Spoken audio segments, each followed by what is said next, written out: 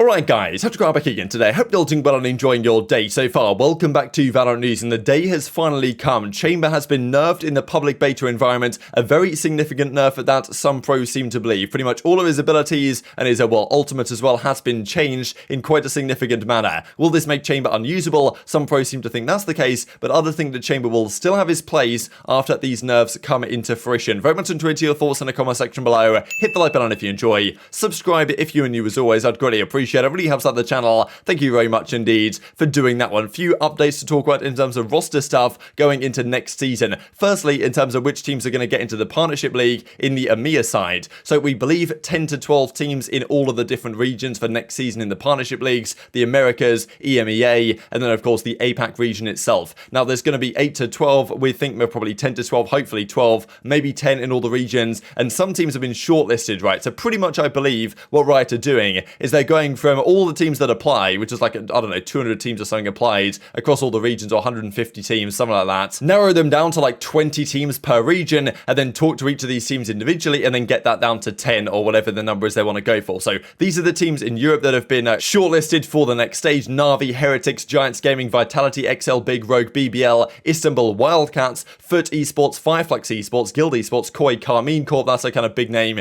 in the French side, Heroic, Fnatic, G2, Liquid, FPX, OG, and apparently an unidentified traditional football club. Kind of interesting stuff. Now this is kind of interesting as well from the G2 side. I believe that he mentioned that G2 and Misfits are both applied in multiple regions. G2 I think want to be in the NA partnership league, but if they can't get that, they'll settle for the European one. So that's also something to keep your eyes on here as we go forward. Let's talk roster changes though. So Ascend confirm that Link, formerly of Liquid, is going to join their team. I believe they dropped Zeke relatively recently, and Link is going to be joining Ascend's that reigning world championship winning team, of course, from last year, going into the last chance qualifiers. So I think this is a nice pickup. I did rate Link during his time on Liquid. I guess he felt like he really just needed a different environment, but I really thought he was at times one of the best players in that Liquid squad, and one of the crucial reasons why they actually had some success at times. So yes, it does seem like Liquid could be a good fit for this team. We'll see how it goes. Another change going into the Guild team, going into the LCQ, is Russ stepping down from the team, getting replaced by Twiston, at least as a potential replacement. So that's a rather big deal, because Guild looked rather good even with Russ at a time at, of course, the most recent Masters Copenhagen, but they're making a change going into the LCQ. So of course, like, only one of those teams will get through, so they need to maximize their team as much as they can. But yeah, minus Zeke plus Link for Ascend, minus, of course, Lincoln. Apparently Dimasic is coming into Liquid as the coach, and then M3C have got rid of Dephh. JD, it seems, is coming in over there, and then minus Russ plus Twiston. So yeah, just some roster updates on the European side going into the EU LCQ, starting, I'm pretty sure, just alongside the NA one in a few days time. Well, the NA one starts August the 4th. It's time to talk Chamber then, because I've seen many tweets over the last several weeks of people like Zelsis saying please nerf Chamber and the like, and it seems like the time has actually finally come where Riot are going to look at the numbers and say, okay, yes, Chamber has an insanely high pick rate at Masters Copenhagen and before that as well, and saying, yes, Chamber, we need to change him to a certain degree. Is this going to be a significant enough change? Is it too much of a change? Does Chamber get significantly worse now? Because I believe these changes are probably going to come in if they are confirmed, because this right now is in the public beta environment, so this might not fully happen, but some of these probably will happen, and maybe all of them will happen depending on the feedback that Riot receive and feel like they're getting from the statistics they can analyze in this type of stuff. But the Chamber nerfs probably will come through before the World Championship, right? Like, they're not going to be in place for the LCQ, but after the LCQ, when Pearl comes into the map pool into the split ahead of Champions, probably this change might well be made for then as well. So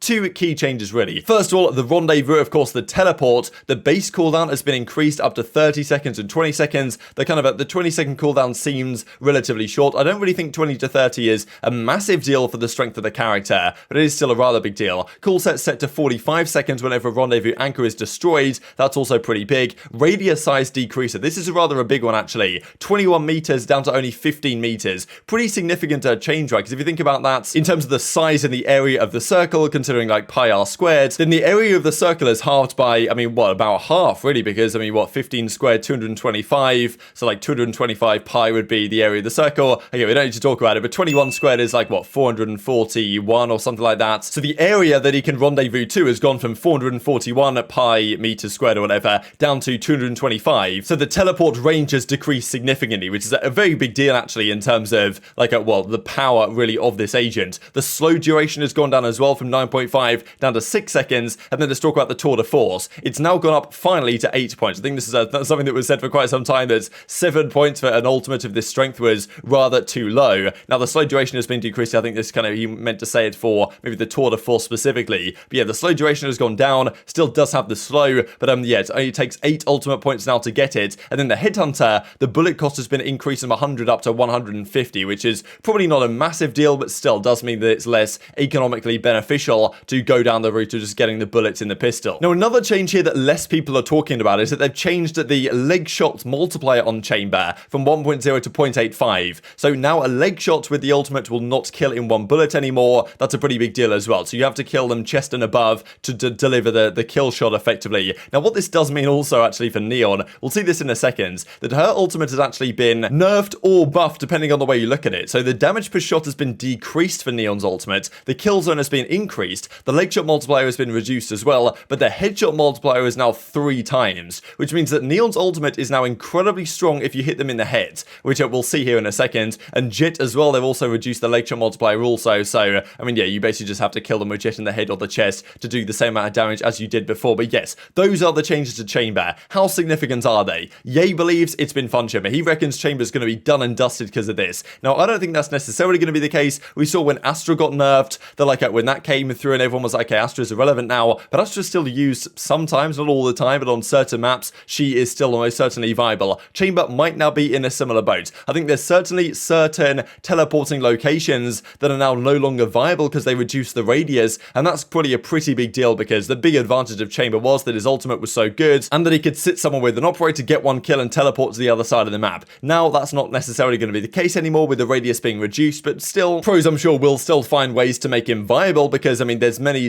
parts of his kit that are still very strong, but he's not quite as strong as he is in the present build. Some reckons bye-bye Chamber, but again, not everyone is convinced that he's actually going to fully be gone. And Derek believes also from 100 Thieves, like he's loving these changes, and even TenZ of course says as well that he's certainly in agreement with these changes, right? Ethan says, and he's gone. So a lot of pros seem to think that Chamber's going to be gone because of this and completely gone for the meta. Now, I'm not fully sure that's true, but you guys can, of course, can have your thoughts in the comment section below. TenZ agrees, S tier patch. Character is still insane after this, but it's a much needed change, and I shall head to bed happy tonight, right? So TenZ, I believe, is actually on the Chamber now for Sentinels from what we saw leaked from scrims up against FaZe the other day. So yes, TenZ is on the Chamber. For the LCQ, he will be on the Chamber, the pre-nerf Chamber, we believe, and then post LCQ, if they can qualify for champions, then of course the changes will more than likely come into effect. So TenZ reckons, yes, the character is still good. It's far from dead, but you know, this is a much needed change, which I certainly do agree with based on the recent pick rates. And Ye reckons that it's the radius nerf that really kills Chamber because of this, right? Not all the other nerfs. He reckons all the other nerfs are kind of fine and reasonable, but it's the teleport radius which really takes down Chamber's effectiveness a fair bit, right? Of course, like it depends on what the current meta is in terms of like where you put the teleport down to, where you go from and to. Now they've changed that a bit, so they're gonna have to think about other ways to teleport, but it's kind of like how Jett used to be, maybe, where she could take a shot and dash away. Chamber could probably still do that, but on a shorter radius than he has been able to before. So by the time teams get to champions, what is the meta going to be? Because as Turko says here in the replies, let's go Jett versus Jett at champs, and Ye says run it back, right? That's the thing. Turko on Fnatic, Ye on OpTic, both of those teams guaranteed to be at the World Championship, and then, okay, if Chamber's gone for the meta, then what do these current Chamber mains, Turko and Ye, actually use instead? Like, do they go back to the Jett? What is going to be the meta at the time? Maybe those agents once again become slightly more valid and balanced, but maybe Victor and other players that like using the Neon are looking at this and thinking, well, actually, this might be one of the most significant changes of the update, right? So many people said that Neon's ultimate was just a bit stupid. They needed to change it, make it better somehow. And of course, it didn't really do that much damage, but it was very annoying to play against. Now, the agent now does less damage. The ultimate does less damage to the body than it did before. But as we talked about, the 3x headshot multiplier that it now has means that you can pretty much incinerate people to the head. Like, if you hit some good headshots here with this ultimate, like, you will kill people very quickly, as you guys can see right here. So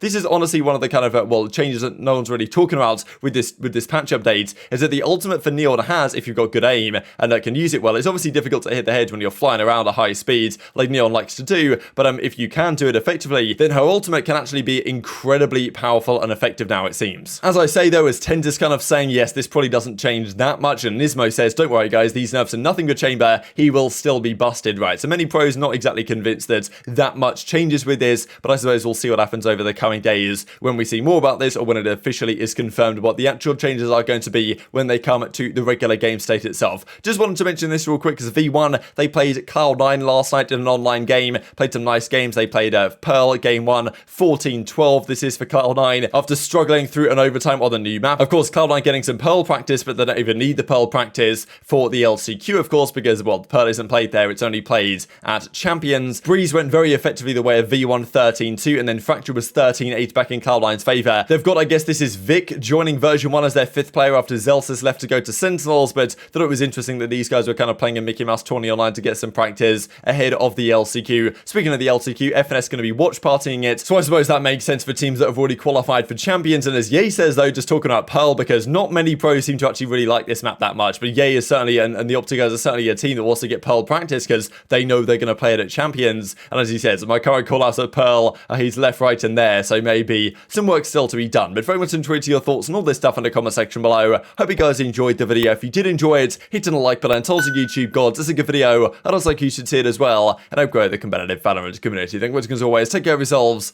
and I'll see you next time.